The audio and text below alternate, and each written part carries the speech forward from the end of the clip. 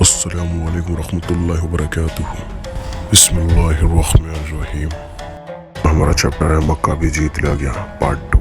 آئیے شروع کرتے ہیں۔ نبی صلی اللہ علیہ وسلم کی خواہش تھی کہ مکہ والوں کو اس واقعے کی خبر نہ ہو پائے، چنانچہ ایسا ہی ہوا۔ جب حضرت محمد صلی اللہ علیہ وسلم نے مکہ تک پہنچ کر پڑاؤ ڈالا اور مکہ والوں کو خبردار کرنے کے لیے لشکر میں لاؤ روشن کرنے کا حکم دیا، تب ان کو خبر ہوئی۔ دوسری صبح نبی صلی اللہ علیہ وسلم نے حکم دیا کہ فوج مختلف راستوں سے شہر میں داخل ہو اور ان حکموں کی پابندی کرے۔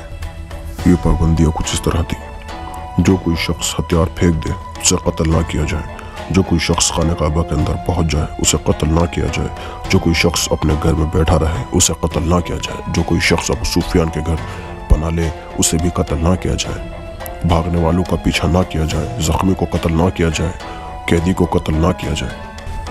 شہر میں داخل ہونے والے دستوں میں صرف اس دستے کا جو خالد بن ولید رضی اللہ تعالیٰ عنہ کے ماتحت تھا کچھ مقابلہ ہوا، جس میں مکہ والوں کو بھاگنا پڑا۔ باقی سب دستے بے روک ٹوک شہر میں داخل ہو گئے۔ اللہ کے رسول صلی اللہ علیہ وسلم جس وقت 20 رمضان کو شہر میں داخل ہوئے، اس وقت سر جھکائے قرآن مجید کی سورہ فاتحہ کی تلاوت فرما رہے تھے۔ اونٹ کی سواری پر بیت اللہ کی اور جا رہے تھے۔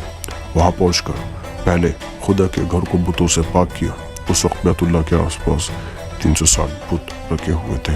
نبی صلی اللہ علیہ وسلم نے اپنی چھڑی کی نوک سے ہر ایک بت کو گراتے جا رہے تھے اور اپنی مبارک زبان سے یہ پڑھ رہے تھے: حق آ گیا اور باطل چلا گیا، بے شک باطل جانے کے لیے ہے۔